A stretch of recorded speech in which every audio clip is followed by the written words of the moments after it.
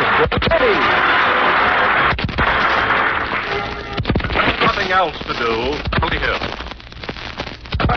I'm kept on the run, Sunday, Monday, and always. Rochester.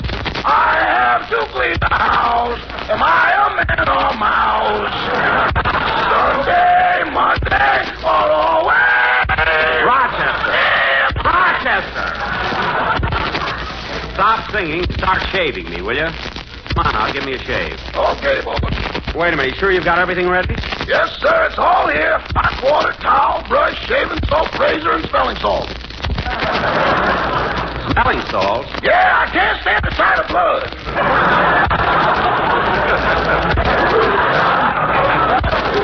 Well, shut your eyes and start shaving me. I mean, hurry up. I've got a date.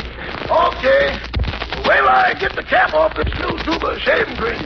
New tube? What happened to the old tube? There ought to be one more shave in it. But, boss, you've been saying that since last March. What? Now, I didn't mind when you made me run it through the ringer. Now, look. Look, Rochester.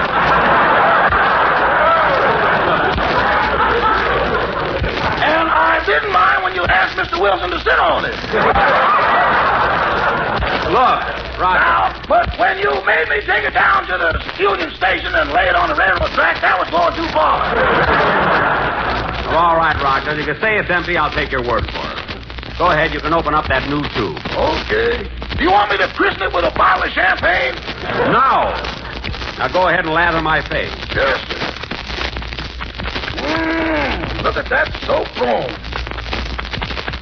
Are you still under there, boss?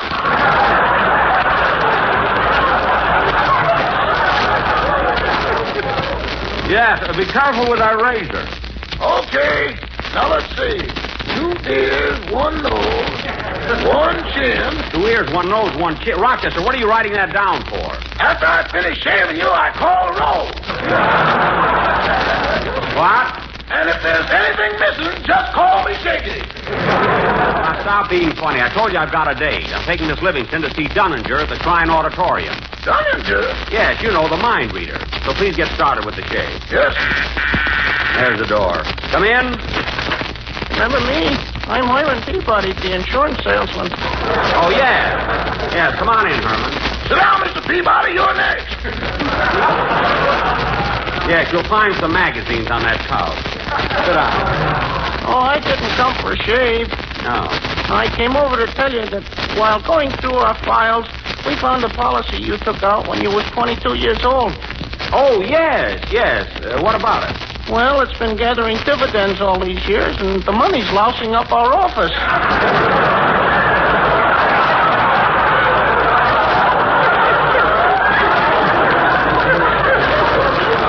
Well, I'll come over in the morning and pick it up. Thank you. Well, I gotta go home now, Mr. Benny. My wife's waiting for me. Oh, well, goodbye, Herman. We've been married 12 years today, and I'm celebrating my iron anniversary. Your iron anniversary? Yeah, you've got to be made out of iron to be married to my wife for 12 years. Oh, I see what you mean. Yeah. I wish she let me rust in peace. Hey! You little ad-libbing fool. That's good. Huh? So long, Herman. Bye. I'd like to meet his wife sometime. Rochester, be careful with that razor. Yes, sir. Now, lean way back and lift your chin up. I want to get your neck nice and smooth. Okay. Rochester, what did you stop for? I was just wondering, boss, do you think this would be a good time to ask you for a raise?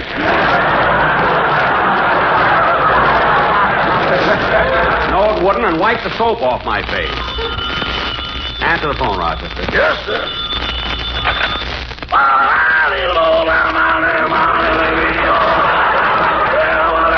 Benny's resident.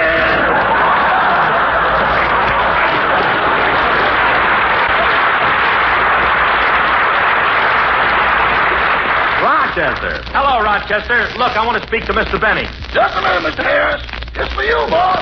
Okay, well, I'm talking on the phone. Get my shirt and things ready. Hello? Hello, Jackson. This is Bill. What do you want, Bill? Well, I got a problem. My arranger hired another harp player for my band. Now, I don't mind class, but what am I going to do with two harpists? Two harpists? You never had a harpist before. Are you crazy? Who do you think that guy is that's there every week running his fingers up and down them strings? That's the piano tuner. He works for NBC. Oh. While you're talking about your orchestra, Phil, why don't you move your drums back a little? They're too Well, loud. don't worry about that, Jackson. I gave my drummer the air. I don't like the way he votes. Phil, that's awful to fire a man because of his political beliefs. Well, I don't think so. Last week, Downbeat Magazine took a poll, and he voted me, the band leader, most likely to become a bum. Well, Phil, you can't blame one guy for a landslide. Anyway, I gotta hang up now. I have to meet Mary. I'm taking her to see Dunninger. Dunninger? The FBI shot him long ago. That's Dillinger! This is Dunninger, the mind reader. Oh. Anyway, Phil, I'll see you later. Okay, so long, Jackson. Here are your things, boss. Thanks. Let me help you. Rochester, I can dress myself. While I'm gone, see that... Oh, darn it, look what I did, Rochester. I pulled a button off. That's all right, boss. You can wear your other shoes.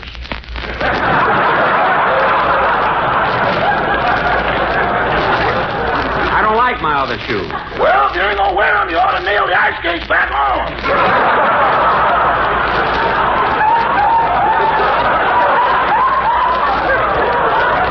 I'll do that when I get to New York. Well, so long, Rochester. If Miss Livingston calls, tell her I'm on my way.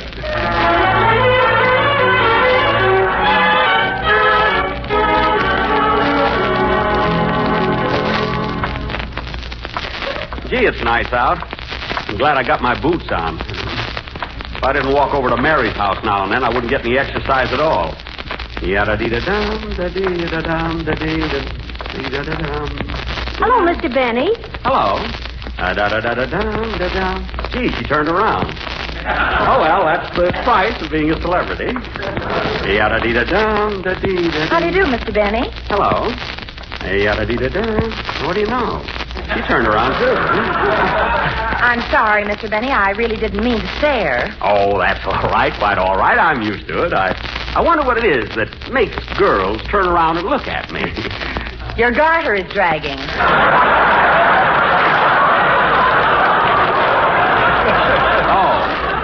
Oh, would you mind turning around, please? I'm going anyway. Goodbye, Mr. Benny. Darn it, this garter. Hello, little dog. Come here. Come here, little doggy. Wait a minute. Let go of my garter. Come back here. Come back here. Come. My ankle.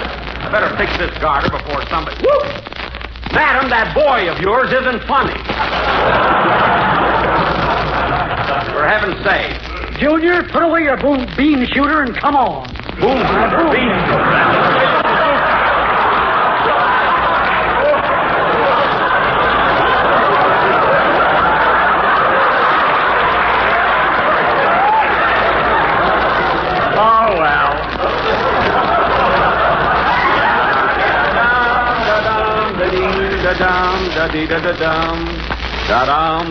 Well, hello, Amos. Hello, Mr. Benny. Hello, Andy. Hi, Mr. Benny. Oh, Miss Benny, I hope you don't forget that you're going to be on our program next Friday. Yes, we was counting on you. Oh, I won't forget. See you Friday night. See, Andy, he's supposed to be a big comedian. He ain't said nothing funny. Just like I told you, Amos, he ain't nothing without Rochester.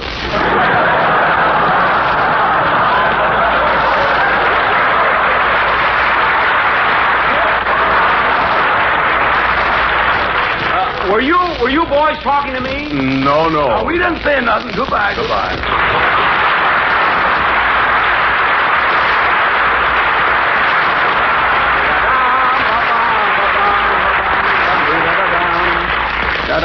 Gosh, imagine.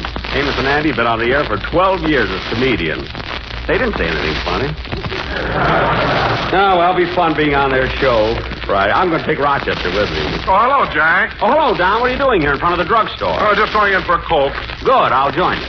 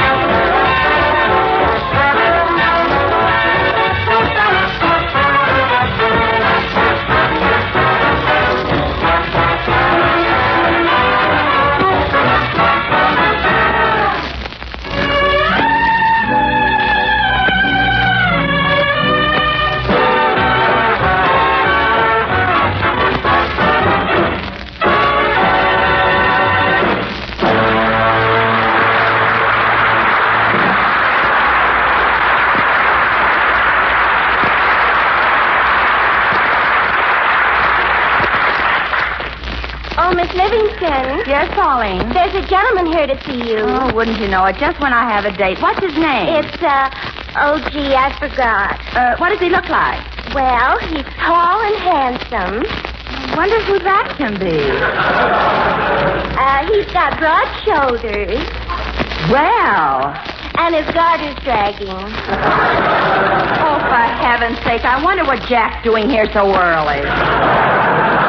Tall, broad shoulders, handsome. Where did that come from? Oh, I'm sorry, Miss Livingston. I went to the movies last night, and I was still thinking about my favorite movie actor. Who's that? Peter Lorre. Oh, well, I guess it's all the way you look at it. Now, Pauline, I wish you'd help me with my hair, please. Yes, ma'am. Gee, Miss Livingston, you have such pretty curls. Well, thank you. Gee, I wish I had curls like that, but every time I make curls, something happens to them, especially when I have a date. Like last week, I had a date and my curls came out, but the week before, I didn't have a date and the curls came out anyway, so it really doesn't make any difference, does it? No, I guess not. Hey, Mary, how about it? Aren't you ready yet? I'll be out in a minute, Jack. A minute. What am I supposed to do while I'm waiting? Well, for one thing, you can fix your garter. Huh? Oh, darn, it's dragging again. Must have happened when I skipped across the street.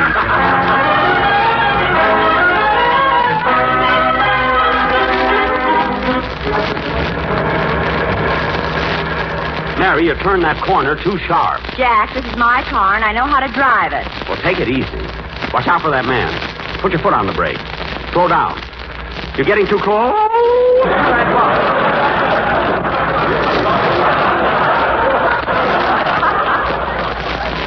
Watch out. Oh, for heaven's sake, Jack, stop being so nervous. I'm not nervous. And get back inside the car. All right, but take it easy. I don't want to miss Dunninger. Hey, Mary, here we are at the Shrine Auditorium.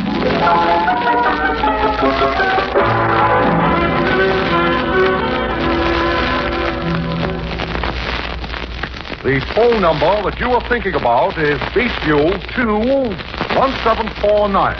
Is that correct? Yes, Mr. Dunninger.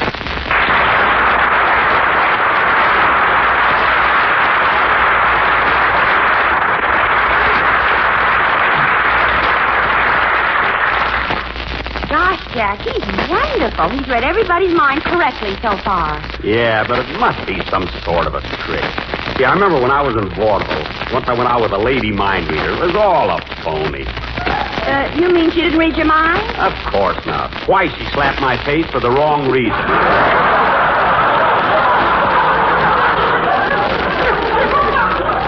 And then once, when... Quiet, Jack, quiet.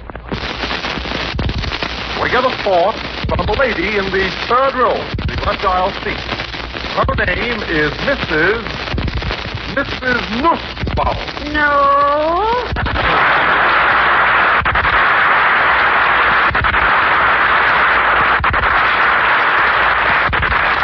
Madam, your full name is Mrs. Beverly W. Nussbaum. That's right, Mrs. Beverly Wilshire Nussbaum. Beverly Wilshire Nussbaum? Junior. That's my full name. Mrs. Nussbaum, the problem on your mind is a serious one. You're married, and yes, you're in love with another man. Am I correct so far? You are intriguing me. Continue, please. Well...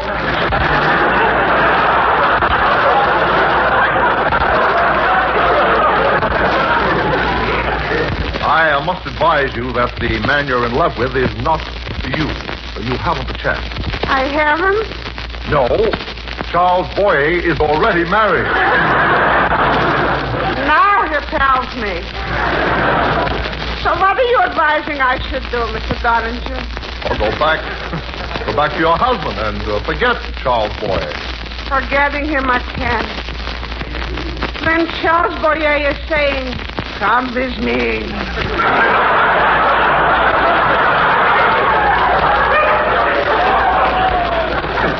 Come with me. Come with me to the Casbah. I am arriving there 10 minutes ahead of you.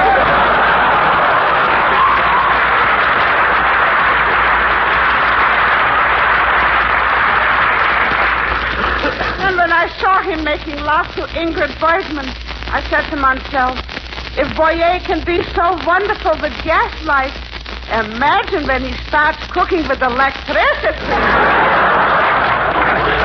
What a man.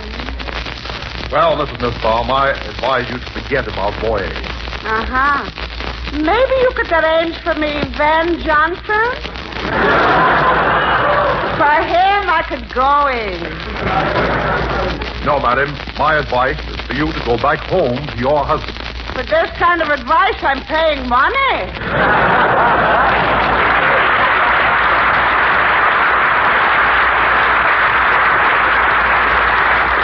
Boy, Van Johnson. You see, Mary, he didn't help her. And now, I have fourth wave coming to me from a man on the fourth row. I get the name of Bennett or Benny, Jack Benny. Jack, that's you. Stand up. Oh, I don't want everybody to look at me. Mr. Benny, please concentrate. Stand up.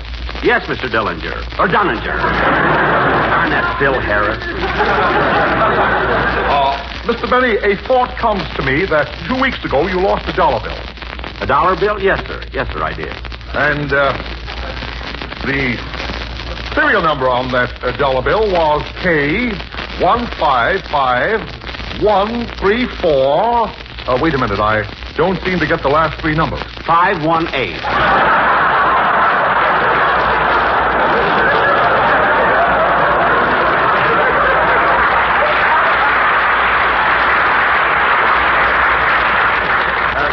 That's what it was. How did you know?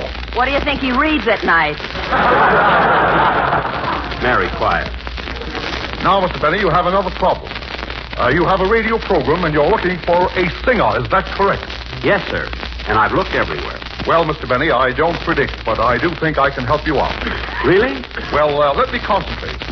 I see a gas station. It's on the corner of 3rd and La Cienega. 3rd and La Cienega.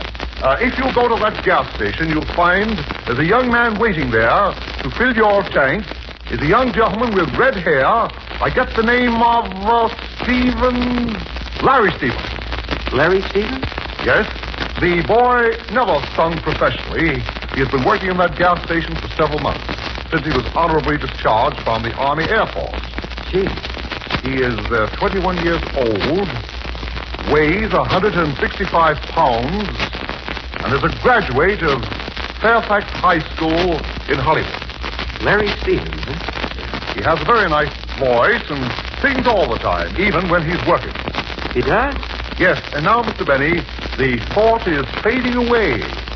That's about all I can tell you. Well, thank you very much, Mr. Dunninger. Oh, Mr. Benny, one thing more. Yes, sir? Your garter is dragging. Thank you. Mary, please, I'll fix it myself.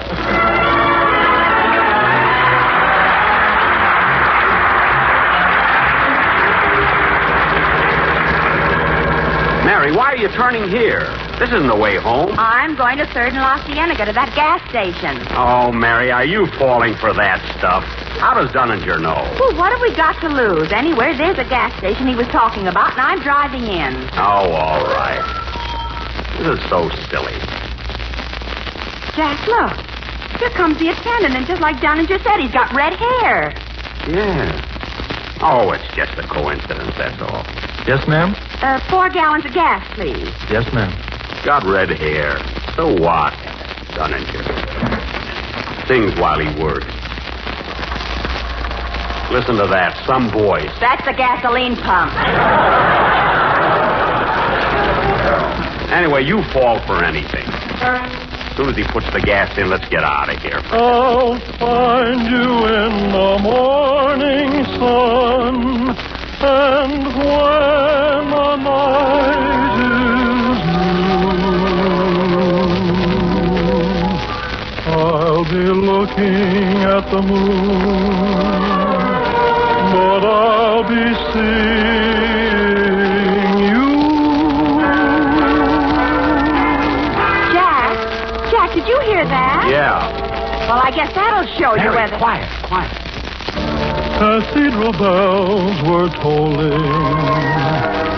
and our hearts sang on. Was it the spell of Paris or an April dawn? Who knows if we shall meet again? Or when the morning chimes ring sweet again. Hey, that sounds good. Should I check the oil and water? Yes, please. Yes, check it. I'll be seeing you in all the old familiar places that this heart of mine embraces all day through. In that small cafe, the park across the way, the children's carousel, the chestnut tree, oh, wishing well. I'll be seeing you in every lovely summer's day, in everything that's light and gay. I'll always think of you that way. I'll find you in the morning sun, and when the night is new,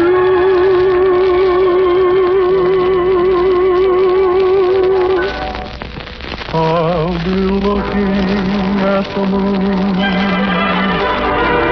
but I'll be seeing April in Paris. Who can I run to but you?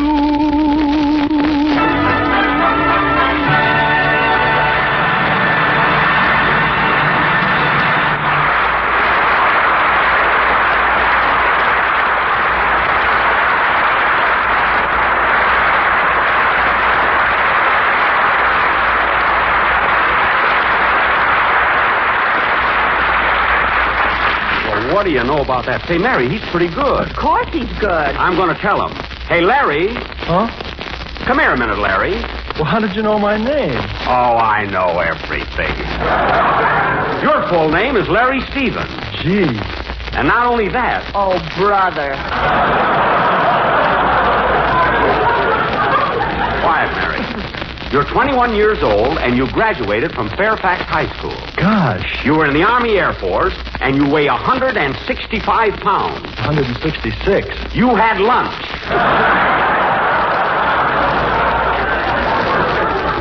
You see, kid, I know everything. Well, gee, what's my mother's name? Your mother? I'm sorry, the thought seems to be fading away. What's my name? Mary Now, cut that out. Larry, I'd like to talk to you for a minute. My name is Jack Benny. Jack Benny? You mean Jack Benny, the radio comedian? Yes, sir. Now, look, Larry, I'm trying to find a singer for my program, and from hearing you sing just now, I think you might fit in. Gee, do you, Mr. Benny? Yes, and I'd like to talk to you about it. I'll tell you what, Larry, come over to my broadcast next Sunday, and we'll get together on a deal. How about it? Oh, boy, I'll sure be there, Mr. Benny. All right, kid, we'll be looking for you. Goodbye. Goodbye. Goodbye, Larry. Goodbye. Gee whiz. Me on the radio. Oh, boy. Wait till I tell my folks. I'll find you in the morning sun, and when the night is new, I'll be looking at the moon, but I'll be seeing you.